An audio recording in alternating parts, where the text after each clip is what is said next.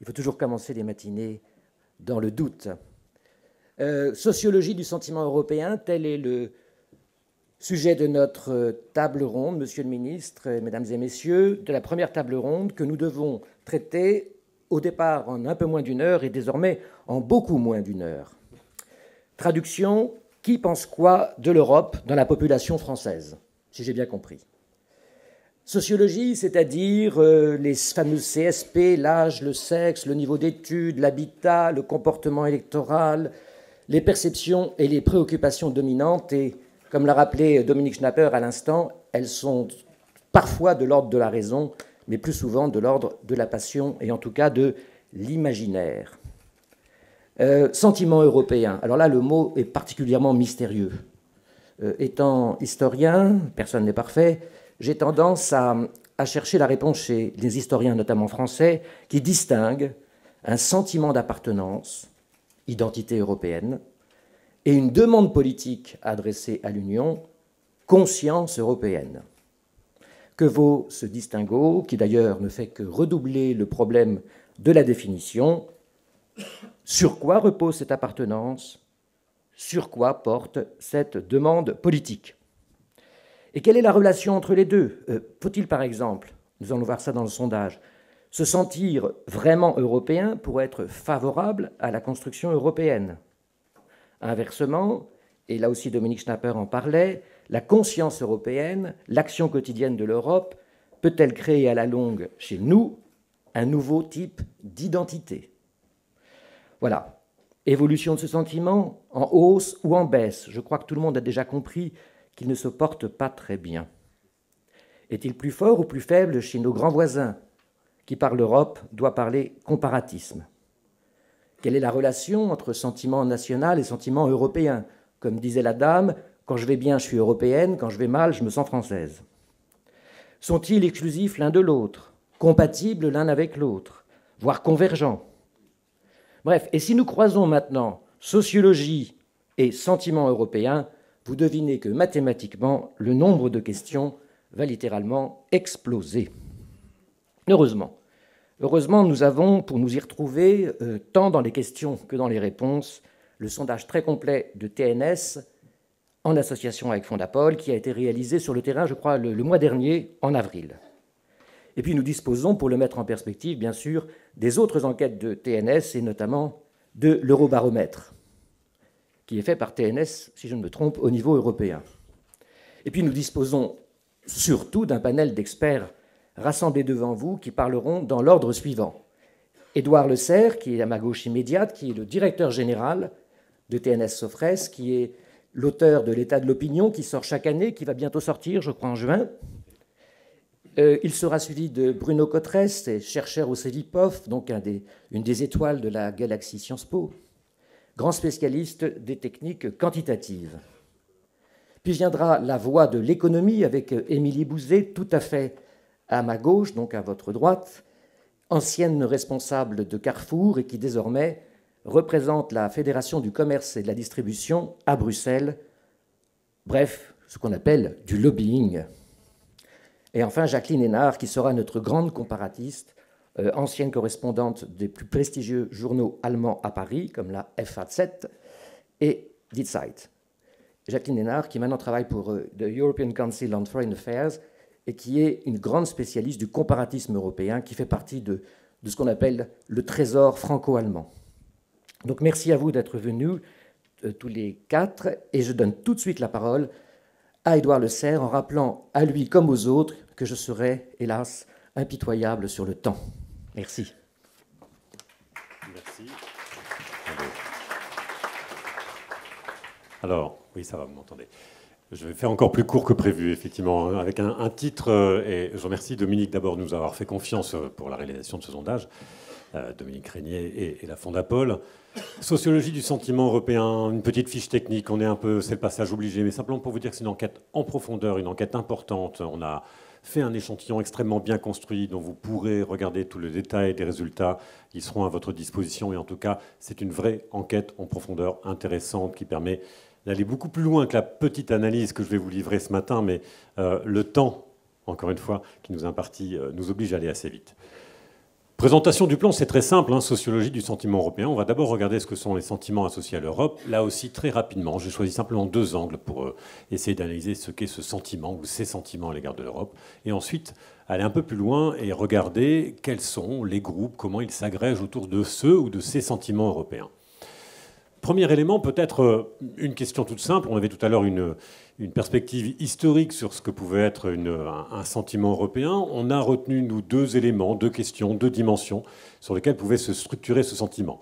D'abord, peut-être que le sentiment européen, on le sait bien, c'est une relation, le sentiment, une relation de 2 entités, de 2 individus, de 2 personnes, mais c'est d'abord les sentiments que vont susciter l'Europe. Et on va commencer à regarder quels sont les sentiments qu'aujourd'hui l'Europe suscite chez les Français.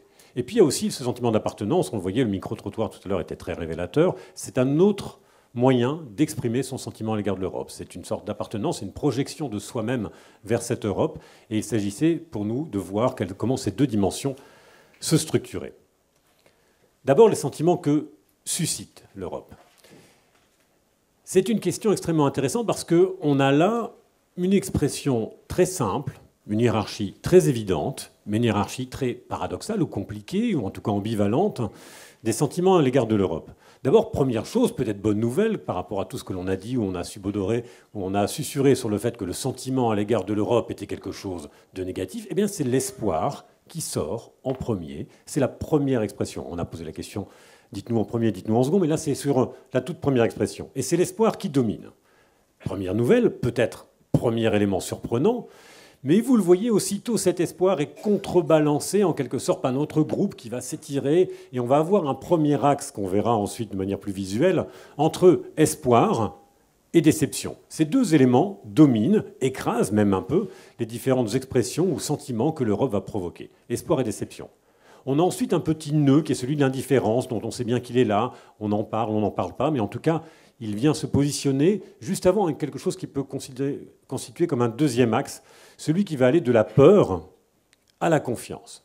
On le voit bien, ces choses-là, si on doit les représenter, et je vais rapidement sur 2 axes, un petit peu comme ça, qui ne sont pas des axes statistiques purs, mais simplement, on le voit bien qu'il y a ce premier axe, j'allais dire temporel. L'espoir, c'est j'y crois encore, j'ai envie que ça avance, je me projette dans le futur, je pense que l'Europe peut être encore porteuse de cet espoir. Et puis ceux qui sont dans la déception, presque aussi nombreux, on va dire aussi nombreux statistiquement, mais qui sont dans la déception, un peu dans, non pas la contrition, mais le sentiment que voilà, quelque chose n'a pas vraiment eu lieu comme il aurait dû avoir lieu. Ce premier axe, on peut le croiser avec un autre axe, on l'a vu, avec celui de la crispation et l'ouverture. L'ouverture, ça va être l'expression de cette confiance à l'égard de l'Europe. Mais il ne faut pas oublier qu'en face, il y a un élément de peur, une crispation, une difficulté à pouvoir se projeter, d'autant plus, et on va le voir, que le quotidien est lourd, que le quotidien est compliqué. Autre élément, je vous le disais, sur ce sentiment ou ces sentiments à l'égard de l'Europe, ça va être le sentiment d'appartenir à l'Europe. Comment se projette-t-on? Et là aussi, c'est peut-être une nouvelle un peu surprenante. On a vu le micro-trottoir, il y a une expression spontanée, oui, je veux bien faire partie de l'Europe. Bien sûr, il y a une différence d'intensité. Bien sûr, 74% des Français se disent tout à fait sentir citoyen français. Et seulement 29% tout à fait citoyen de l'Europe. Bien sûr, 94 et 67%, ce ne sont pas des éléments de même intensité. Mais l'élément le plus intéressant, me semble-t-il, c'est que nous avons les 2 tiers des Français qui ont cette capacité à pouvoir dire je suis de ces 2 identités. L'un n'est pas contre l'autre. L'un va avec l'autre et l'un ne va pas combattre l'autre. C'est un élément important.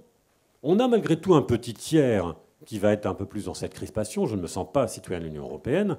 Et ce tiers-là, on va le retrouver. On va le retrouver dans cette crispation avec 34% des Français qui disent l'Union européenne menace l'identité de la France. Oui, on va retrouver ce groupe un peu solide, un peu constitué sociologiquement de personnes qui vont être dans cette crispation et qui vont rejeter cette idée d'Europe, en tout cas sur l'idée qu'elle pourrait menacer l'identité. Mais, encore une fois, 64%, près des 2 tiers des Français, des personnes que nous avons interrogées, disent non, ça ne menace pas l'identité de la France. Alors, lorsqu'on entend des discours justement sur cette menace, eh bien les Français, vous le voyez, dans leur majorité très importante, sont au contraire à dire, ben voilà, tout ça peut être cohérent, tout ça peut trouver une dynamique, et en tout cas, il n'y a pas d'opposition entre ces 2 dimensions, loin de là. Alors, la sociologie de ces sentiments, avec ces 2 grands axes tels que présentés juste auparavant. oui, on va retrouver des choses que vous avez pu lire, que vous avez pu entendre. Et là, il n'y a pas d'éléments totalement surprenants. On va avoir du côté de l'espoir une structuration avec des classes plus aisées qui vont s'opposer à une forme de crispation pour les classes plus modestes. On va avoir une population des cadres et une population des ouvriers qui vont un tout petit peu s'opposer. On va avoir, et là c'est une révélation, on parlait tout à l'heure du vote en 2005, qui est également très structurant, encore une fois, de la manière dont on va pouvoir se projeter. Ça a été une expression, encore une fois, politique de cette projection. Et puis, sur la confiance, on va retrouver les mêmes éléments. C'est-à-dire les éléments qui vont tirer positivement l'espoir et la confiance vont être tenus plus largement par ces populations, un peu plus à l'aise économiquement, un peu plus riches peut-être culturellement, enfin d'une forme de culture, et à l'inverse, effectivement, des classes plus modestes avec plus de difficultés. On a un élément, on a encore une fois, vous le trouvez dans l'enquête, une richesse de détails sur la sociologie que je ne peux pas vous exprimer ce matin, mais en tout cas qui est extrêmement révélatrice. Si l'on reprend cet autre élément du sentiment européen qui était je me sens citoyen européen ou je ne me sens pas citoyen européen. Et nous avons pris les éléments les plus extrêmes. Je me sens tout à fait citoyen et je ne me sens pas du tout.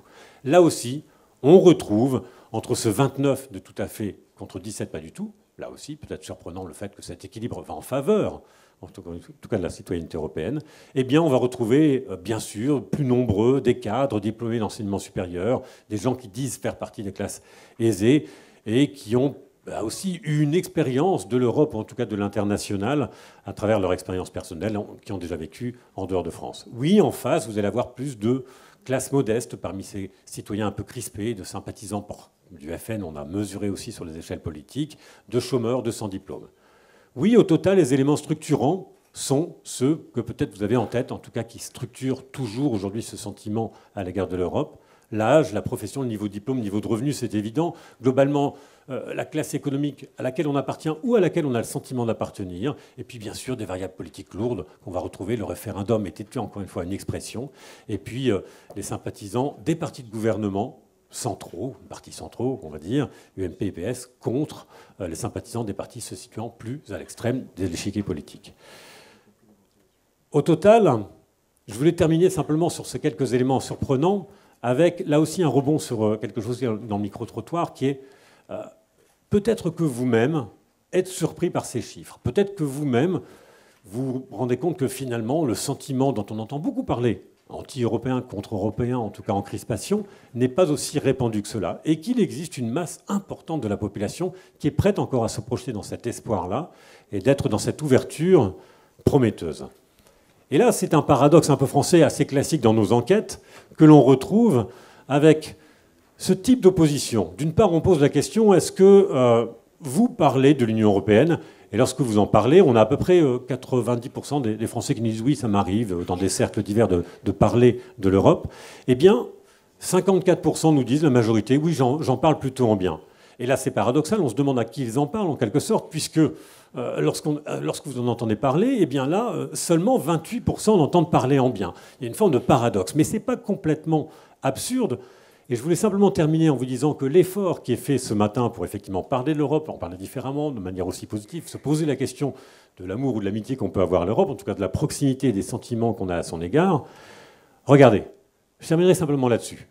Il y a, pour tous ceux qui croient en tout cas en l'Europe, qui ont envie de la faire avancer, une difficulté et un effort, un super effort en quelque sorte à faire, puisque vous le voyez, 47%, la moitié de ceux, peut-être vous, qui parlent de l'Europe en bien, en entendent parler le plus souvent en mal. Donc ils ont un écho à leur parole qui est extrêmement, plutôt souvent négatif. En revanche, vous n'avez que 5% de ceux qui parlent de l'Europe en mal qui en entendent parler en bien.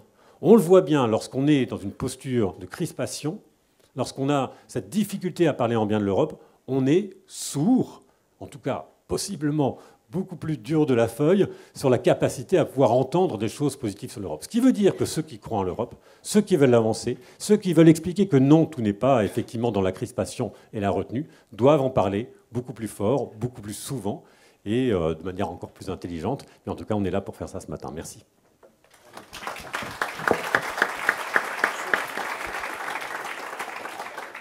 Merci beaucoup, Édouard Le Serre. J'en profite pour signaler que sur le site de la Fondapol, vous trouverez tous les résultats de ce sondage en détail. Donc, J'ai vu que certains notaient fébrilement des pourcentages, mais vous pouvez les retrouver très très facilement. Et je voudrais retenir de cette intervention, de ce sondage, quelque chose d'ailleurs qui confirme tout ce que l'on sait du sentiment européen depuis très longtemps, et pas seulement en France, on le voit dans l'Eurobaromètre aussi. Et la question se pose, et je la pose aux intervenants, ça pourrait être la question centrale du débat, faut-il être urbain, diplômé et aisé pour aimer vraiment l'Europe? Voilà. Bruno Cotresse, qu'en pensez-vous? Merci beaucoup. Oui, je vais essayer d'être complémentaire par rapport à ce que Édouard vient de présenter. Je vais aborder 3 points. La sociologie, la question de l'identité, puis la question des frontières de l'Europe. Alors, la question d'abord de la sociologie. Voilà un graphique qui est extrêmement connu, qui pose la question de savoir s'il y a une opinion publique européenne. Et sur ce graphique, on repère toujours un moment de grand décrochage des opinions européennes sur la question de l'Europe, qui a été en particulier le début des années 90, qui a été véritablement un moment de grande rupture. Un certain nombre de mes collègues internationaux ont appelé ça le post-Maastricht blues, c'est-à-dire l'Europe a le blues après Maastricht. Et on voit que d'une certaine manière, on s'en est jamais fondamentalement remis. Il y a beaucoup de conflits d'interprétation sur ce qui s'est passé à ce moment-là. Certains pensent que c'est quelque chose de très mauvais qui s'est passé pour l'Europe. D'autres, au contraire, pensent que c'est une très bonne chose. Et la raison pour laquelle certains pensent que c'est une très bonne chose, c'est que c'est un moment de grande structuration des opinions des Européens sur la question de l'Europe. Toutes les variables dont Édouard Leclerc vient de parler agissent et manifestent leur rôle, en particulier depuis cette période, les segmentations sociales, le niveau d'éducation, la classe sociale. C'est à partir du moment où l'Europe rentre dans les débats publics avec la ratification de Maastricht que véritablement une structuration sociologique et une forme de structuration politique s'opère. Alors, évidemment, c'est aussi, si on regarde pays par pays, on va voir beaucoup de contrastes d'un pays à l'autre. Donc, je n'aborde pas ici la question de l'opinion publique en Europe ou de l'opinion publique européenne, mais il y a beaucoup de variations d'un pays par rapport à l'autre. Et puis, il y a aussi tout un tas de variations sociologiques. Édouard vient d'en parler, donc je ne vais pas insister. Je voudrais plutôt, moi, me focaliser sur un deuxième moment important après le début des années 90, qui est bien évidemment le 29 mai 2005. Alors, de ce point de vue-là, le 29 mai 2005 est une histoire qui n'a pas commencé avec le traité et avec l'année 2005. C'est une histoire qui part bien avant. On voyait des traces extrêmement claires de ce qui allait se passer en 2005 dans, par exemple, une enquête réalisée par le Cevipof après les élections présidentielles de 2002. On a publié un livre en 2004 et un chapitre de ce livre porte le titre « L'Europe invisible mais omniprésente pendant les élections de 2002 » et qui décrit exactement ce qui va se passer pendant le référendum du 29 mai 2005. Ce sont des données de 2002 publiées en 2004 et qui tracent progressivement, qui nous indiquent que progressivement, il y a une fracture qui s'est opérée. Autant tous les débats publics sur la ratification de Maastricht sont surtout des débats autour de la souveraineté, et autant le débat autour du traité et tout ce qui s'est passé avant, c'est pour quel type d'Europe. C'est plus vraiment la pétition de principe. Il y a quasiment plus, on l'a vu tout à l'heure dans les données de la Sofres, il y a quasiment plus d'Européens qui pensent sérieusement que leur pays va sortir de l'Union. Il n'y a pratiquement plus de partis en Europe. Il y en a encore quelques-uns, mais qui proposent la sortie de l'Union. Mais c'est véritablement quel type d'Europe, l'Europe pour qui, l'Europe pourquoi, qui est véritablement aujourd'hui le cœur du débat. Et d'une certaine manière, c'est un deuxième tournant important qui s'est passé. Alors les logiques de soutien à l'Europe ou de rejet vis-à-vis de l'Europe, elles sont en gros de deux types de facteurs, dans deux gammes de facteurs explicatifs. On parle souvent des facteurs plus économiques. On va se demander si au fond les pays qui bénéficient ou les citoyens qui bénéficient sont plus favorables. Et puis il y a une deuxième gamme d'explications qui est autour des questions d'identité, de valeur et de culture, le soutien plus affectif qu'instrumental. Aujourd'hui, les explications dominantes, c'est que c'est beaucoup plus souvent la question de l'identité, du culturel, qui est en question. J'aurai tout à l'heure l'occasion de montrer des éléments concernant la question de l'adhésion de la Turquie à l'Union européenne, mais ces deux logiques d'explication, les intérêts économiques ou les valeurs et la culture, sont les deux grands modes d'explication qui ont été proposés pour essayer de comprendre les attitudes des citoyens à l'égard de l'Union européenne. Alors sur la question maintenant de l'identité, je voudrais confirmer et compléter les résultats présentés par Édouard Le Cerf. Les confirmer parce que lorsqu'on regarde les données de l'Eurobaromètre à gauche de cette diapositive sur la question de la France, l'opinion dominante, c'est de se sentir à la fois français et européen. Ça confirme bien ce qu'Édouard a dit. Néanmoins, je le compléterai en disant qu'on voit que c'est français d'abord. C'est être français puis européen, alors que la réponse qui consiste à dire qu'on est européen et pas vraiment français ne rassemble quasiment rigoureusement personne. Alors on a à peu près le même scénario de données dans les autres pays européens. La réponse dominante en Europe, c'est effectivement d'abord national et ensuite européen. Je voudrais faire un tout petit crochet par d'autres enquêtes que les enquêtes de l'Eurobaromètre. Dans la vague de 2008 de l'enquête European Value Studies, l'enquête sur les valeurs des Européens, on a constaté pour la France, au fond, un accroissement au fur et à mesure de ces enquêtes qui existent depuis une trentaine d'années, de la fierté d'être français. Alors on s'est beaucoup interrogé sur cette question. C'est qu'au fond, aujourd'hui, la fierté d'être français est plutôt un sentiment qui est à la fois très répandu et donc un petit peu plus mou, un petit peu plus lâche.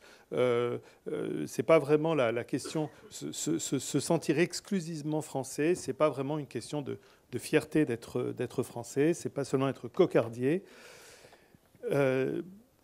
Alors, la question de l'identité nationale ou de l'identité européenne, on vient de les montrer en complément, mais il y a quand même une facette du sentiment de l'identité nationale qui lui contredit fortement le sentiment européen, qui est le sentiment exclusif, et non plus inclusif, mais le sentiment d'identité nationale exclusif. Ce graphique montre, en tout cas tente de montrer, qu'on peut opposer deux profils, le profil A et le profil B de répondants. Un profil A qui est ceux qui se sentent exclusivement nationaux, pas européens en même temps, mais exclusivement nationaux, qui ont un bas niveau d'éducation, qui vivent dans un pays fortement contributeur. Le soutien à l'Europe est particulièrement faible dans ce type A, alors que dans le type B, ceux qui ne se sentent pas exclusivement nationaux, qui ont un haut niveau d'éducation et qui vivent dans un pays qui reçoit beaucoup, le sentiment de soutien à l'intégration européenne est beaucoup plus prononcé. Je voudrais terminer sur un troisième et dernier point, la question des frontières. Je crois qu'aujourd'hui, il est impossible d'aborder la question de l'Europe et la question de la sociologie du sentiment d'identité européen sans parler de la question des frontières. Alors je me fais un petit peu de pub puisqu'un ouvrage va paraître dans quelques jours aux presses de Sciences Po sur la question de la Turquie en Europe, comment les Européens voient l'adhésion de la Turquie et comment les Turcs voient l'Europe aujourd'hui. Et on a trouvé deux... La première chose que je voudrais dire là-dessus, c'est que c'est extrêmement complexe et multidimensionnel. Ça ne se résume pas à un référendum d'opinion, oui ou non. C'est extrêmement multidimensionnel. On va avoir des répondants qui s'opposent au principe même de la Turquie en Europe au nom des frontières historiques et géographiques de l'Europe. Mais on a aussi une autre classe de répondants qui va s'opposer, non pas sur cette question de principe des limites géographiques de l'Europe, mais sur la question de l'immigration et sur la question de la culture et de l'immigration en particulier. Et puis on a d'autres qui vont s'opposer à l'adhésion de la Turquie au nom du rajeunissement. On propose aux répondants dans l'Eurobaromètre, est-ce que l'adhésion de la Turquie voudrait dire le rajeunissement d'une Europe vieillissante ? Eh bien, évidemment, ceux qui pensent que l'adhésion de la Turquie rajeunirait une Europe vieillissante sont en fait des eurosceptiques assez durs. Alors sur cette question, c'est vraiment multidimensionnel. Ça ne se résume pas à un simple oui-non sur l'adhésion de la Turquie, mais ça pose pleinement la question, je crois, aujourd'hui centrale, qui est à côté de celle de l'Europe, pour qui et pourquoi faire, mais la question des limites et des limites spatiales et géographiques de l'Europe. Je termine. Voilà, pour quelques mots. Au fond, la question du rapport des citoyens à l'intégration européenne, c'est aussi beaucoup une question de comment on parle de l'Europe aux citoyens. Alors comment on parle de l'Europe aux citoyens ? On va souvent accabler la classe politique et les médias en disant qu'ils ne savent pas en parler ou ils n'en parlent pas assez. Mais il y a un problème de fond qui est derrière, c'est que les lunettes auxquelles sont habitués les Européens pour parler de politique sont des lunettes qui sont là depuis assez longtemps sur leur visage et qui s'appellent en particulier les grandes dimensions idéologiques comme la gauche ou la droite. Et on ne sait pas très très bien aujourd'hui, au stade des connaissances où nous sommes, Si l'enjeu d'avenir, c'est au fond de recomposer dans les décennies qui arrivent les vies politiques européennes autour du clivage sur l'Europe, le grand rêve de certains grands Européens français, ou au contraire, s'il va s'agir de rendre idéologique le conflit sur l'Europe et d'avoir des projets alternatifs d'Europe de gauche, d'Europe de droite, etc. Je dirais qu'aujourd'hui, la littérature, elle est un petit peu entre les deux, et nos réflexions sont entre les deux également. Merci beaucoup. Merci. Merci Bruno Cotresse. Je retiens l'idée de la question évidemment du sentiment national et du sentiment européen dans votre intervention. Est-ce que ce n'est pas peut-être typiquement français d'avoir du mal à penser les deux en même temps ? On pourrait peut-être s'interroger là-dessus tout à l'heure, mais je ne voudrais surtout pas enfreindre la parité qui est parfaite, vous le voyez visuellement, de cette table ronde, en empiétant davantage sur le temps de parole de nos deux intervenantes. D'abord Émilie Bouzet, qui va peut-être nous répondre par l'économie. Peut-être dans l'économie se forgerait-il un modèle européen qui soit au moins aussi fort que la question des sentiments d'appartenance. Venez donc. Bonjour, vous parlez là-bas. Ça fonctionne. Bonjour à tous. Modèle européen de consommation. Je ne pense pas que l'on puisse véritablement parler d'un modèle de consommation européenne. Donc certes, aujourd'hui, partout en Europe, on constate un retour à la rigueur, à la durabilité produit, à la recherche du meilleur rapport qualité-prix, à la promotion. Dans 19 États membres, me semble-t-il, selon Eurobaromètre d'ailleurs, la hausse des prix est la principale préoccupation des consommateurs européens. Donc s'il existe un modèle européen de consommation, son vecteur clé serait aujourd'hui le prix. Pour autant, si on recherche plus de précision dans ces tendances consuméristes, je pense qu'il faut restreindre ces zones géographiques avec, par exemple, pays du Nord, pays du Sud. Pays du Sud, nous étions jusqu'à présent sur une consommation bien-être, une recherche de l'achat coup de cœur, tendance qui aujourd'hui décline, on l'aura compris, pour se rapprocher peut-être de ces consommateurs des pays du Nord qui étaient déjà plus sur une consommation plus réfléchie. Et puis, pour encore plus de précision, il faut bien évidemment redescendre donc, au niveau national, voire au niveau local, puisque les habitudes consuméristes sont bien évidemment influencées par l'offre qui est proche du consommateur, ce qu'il trouve proche de chez lui. Et on constate d'ailleurs, en seconde tendance, un retour à la proximité, en ce sens. Donc aujourd'hui, le modèle européen est marqué par ce retour à la rigueur. Le prix est le dénominateur commun aux consommateurs européens. Mais ce modèle peut se développer puisqu'il s'appuie, sur un marché européen de la consommation, un marché qui existe. L'Europe, ce n'est pas que de la politique, c'est aussi des bénéfices pour le citoyen dans sa vie de tous les jours, bénéfices dont il n'est pas forcément conscient. Aujourd'hui, pour reprendre donc, ce marché européen de la consommation, peut-être en deux points, ce dont le citoyen, le consommateur bénéficie clairement, c'est un marché diversifié, une diversification produit, déjà rendue possible par la libre circulation des marchés, qui est aujourd'hui un des grands principes fondamentaux de l'Europe. On en parlait. Aujourd'hui, tout produit légalement commercialisé ou fabriqué dans un État membre peut se commercialiser dans un autre État membre. Et concrètement, qu'est-ce que ça signifie ?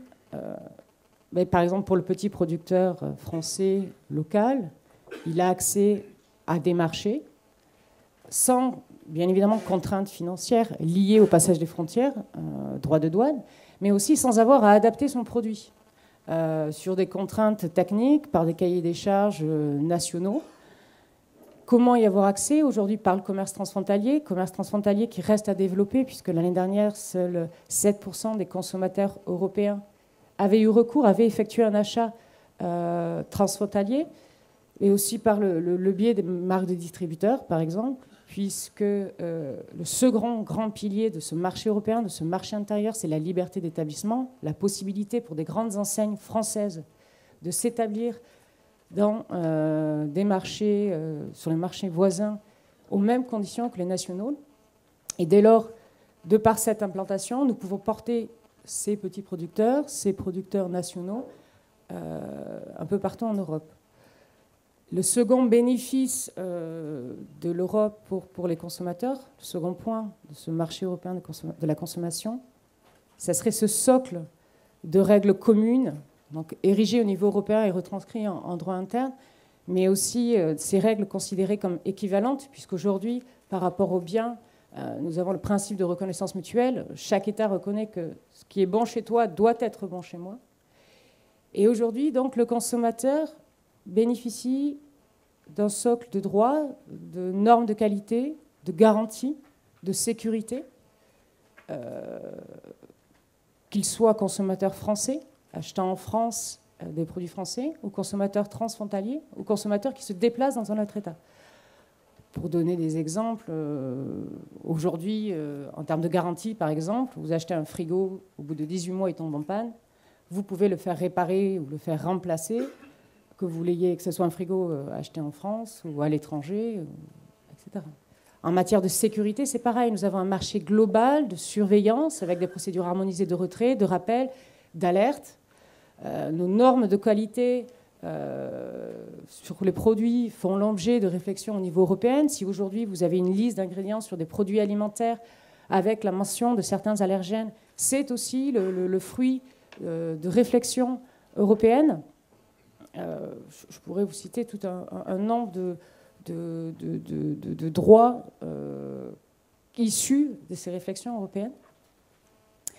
Donc, notre consommateur national, quand je me le disais, transfrontalier ou qui se déplace, a accès à un marché très diversifié et bénéficie donc de protection, de droits équivalents, et ce sans le savoir, quelque part.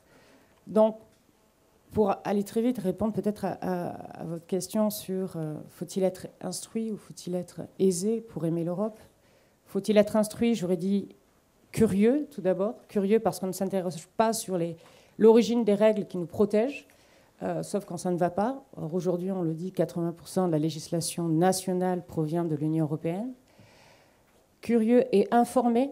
Informé si, tout d'abord, on veut bénéficier de toutes les opportunités que nous offre l'Europe. Et puis parce que de par l'information vient la confiance aussi. Et aujourd'hui, on a besoin d'un peu plus de confiance, je pense.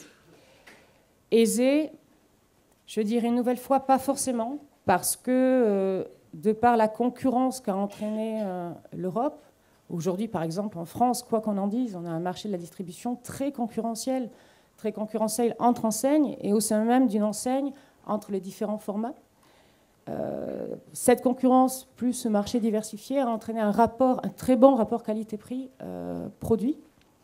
Donc, curieux, informé, pas forcément aisé, mais l'Europe a surtout besoin de plus de communication positive, sur tous les aspects positifs dans la vie de tous les jours des citoyens, pour qu'on comprenne le véritable intérêt.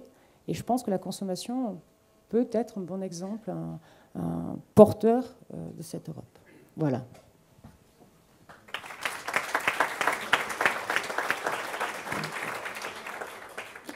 Merci beaucoup, Émilie Bouzet. En plus de nous donner une réponse à la question via l'économie, c'est, je crois, très réconfortant.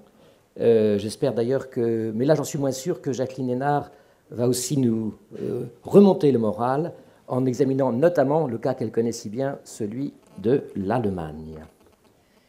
Merci beaucoup. Je m'exprime ici au titre du European Council on Foreign Relations, qui est un peu ce que la grande distribution est par rapport à l'Europe, c'est-à-dire que nous sommes présents dans plusieurs pays européens. À partir de là, le European Council on Foreign Relations s'engage pour que l'Europe parle d'une seule voix, ce qui est loin d'être gagné. 3 remarques. La première, une remarque générale, la deuxième quantitative et la troisième qualitative. Pour ce qui est de la remarque générale, il y a eu pendant très longtemps en Allemagne un consensus, un double consensus. C'était un consensus de la parole politique, de la parole publique face à l'Europe. Il n'y avait quasiment pas d'euroscepticisme. La parole politique publique était toujours positive face à l'Europe. Et de l'autre côté, il y avait un consensus de silence. La population s'exprimait très peu, les Allemands s'exprimaient très peu de façon critique face à l'Europe. ce double consensus est rompu. Et là, j'arrive à mon deuxième point, qui est le côté quantitatif. Au mois de janvier, l'Institut de sondage Allensbach a fait un sondage sur les Allemands et leurs attitudes face à l'Europe. Et ce sondage montre un décrochage qui a fait un effet de choc dans beaucoup de cercles des débats qui s'intéressent à l'Europe en Allemagne. Il y a un décrochage quant à la question l'Europe est notre avenir. En Allemagne, c'était pendant très longtemps un sentiment majoritaire que l'Europe était notre avenir. Le point culminant a été atteint au printemps 2005. Il y avait 62% des personnes interrogées qui répondaient que l'Europe était notre avenir.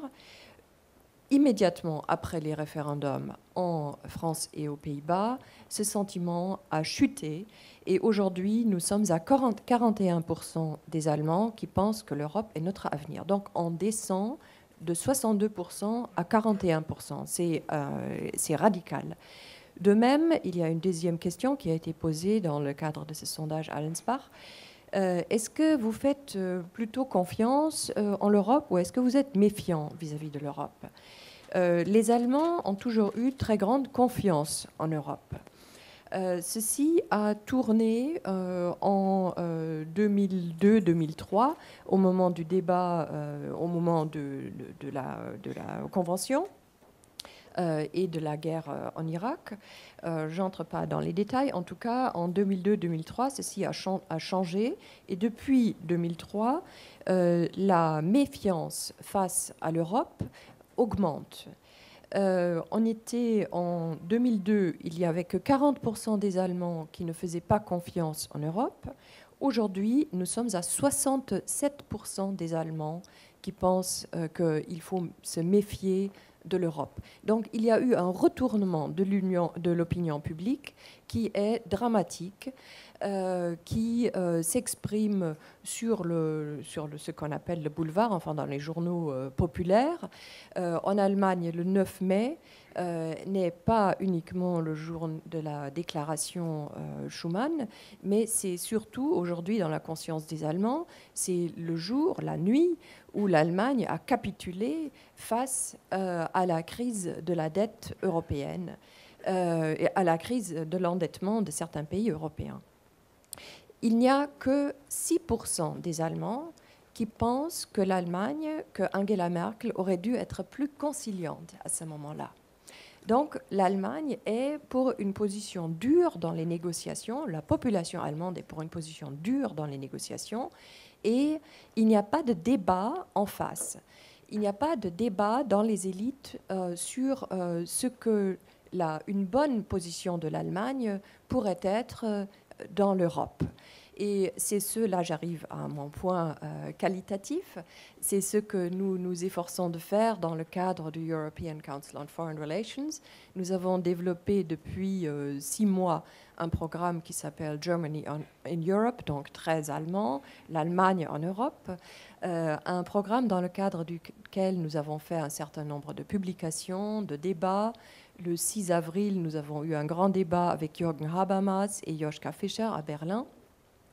Et nous allons publier au mois de juin un livre qui s'appelle « Ce que pense l'Allemagne » et dans lequel nous essayons de retracer le changement fondamental dans les attitudes allemandes face à l'Union européenne.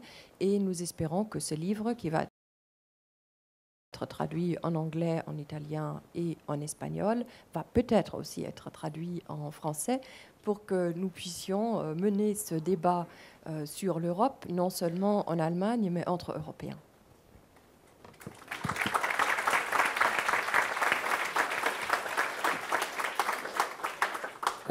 Merci beaucoup, Jacqueline Hénard. Je peux vous assurer, je crois pouvoir parler au nom de Dominique Régnier pour vous dire que votre livre aura un écho en France.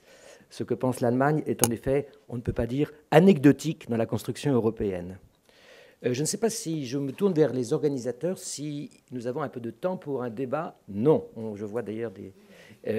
car une deuxième table ronde doit se mettre incessamment en place. Alors, je crois qu'on va en rester là, parce qu'il y a eu énormément de pistes de réflexion ouvertes, à la fois positives et parfois plus inquiétantes, à la fois par le sondage et les interventions. Je tenais vraiment à vous remercier chaleureusement, parce que je crois qu'il y a à la fois la matière à réflexion, en effet, peut-être aussi à vigilance, quand on voit à quel point maintenant les tensions et les impressions négatives, en France comme en Allemagne, sont en train d'équilibrer en France, voire d'écraser en Allemagne, les aspects positifs de la construction européenne. Je vous remercie, je remercie encore les participants.